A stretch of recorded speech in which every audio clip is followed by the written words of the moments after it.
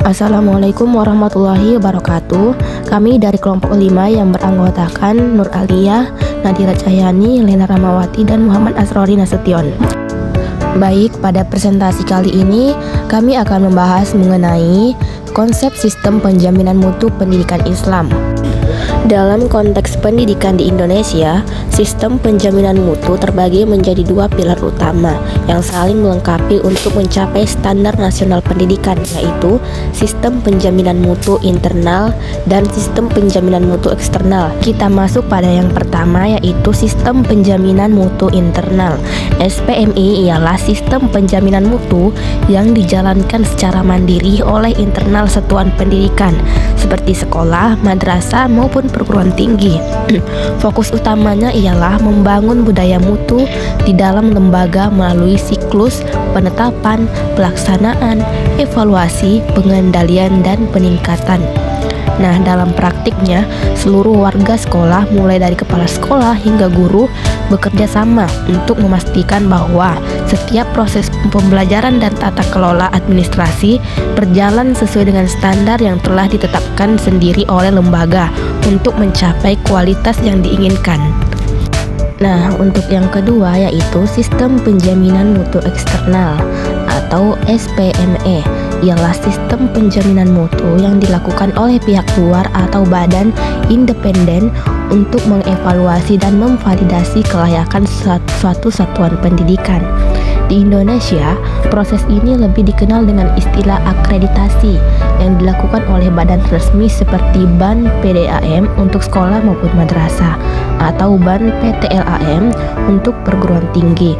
Nah, hasil dari SPME ini memberikan pengakuan formal atau label mutu seperti peringkat unggul, baik sekali atau baik kepada lembaga yang berfungsi sebagai bentuk akuntabilitas publik dan perlindungan bagi masyarakat pengguna jasa pendidikan.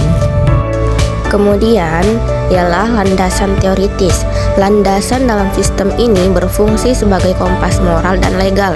Secara teologis, penjaminan mutu berakar pada prinsip itqan atau ketekunan dan ihsan atau melakukan yang terbaik, di mana setiap proses pendidikan dianggap sebagai ibadah yang harus dipertanggungjawabkan kepada Allah. Secara regulasi, sistem ini tunduk pada Undang-Undang Sisdiknas dan Peraturan Menteri Agama yang memastikan lembaga tetap berada dalam koridor hukum negara dan standar nasional pendidikan. Selanjutnya ialah komponen inti.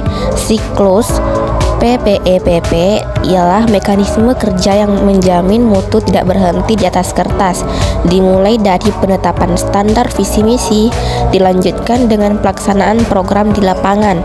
Setelah itu dilakukan evaluasi melalui audit untuk menemukan celah kekurangan yang kemudian diikuti dengan pengendalian untuk memperbaiki penyimpangan. Terakhir, dilakukan peningkatan standar agar kualitas lembaga selalu berkembang lebih tinggi dari waktu ke waktu. Selanjutnya, bidang sasaran mutu. Bidang sasaran mutu merupakan objek fisik dan non-fisik yang ingin ditingkatkan kualitasnya.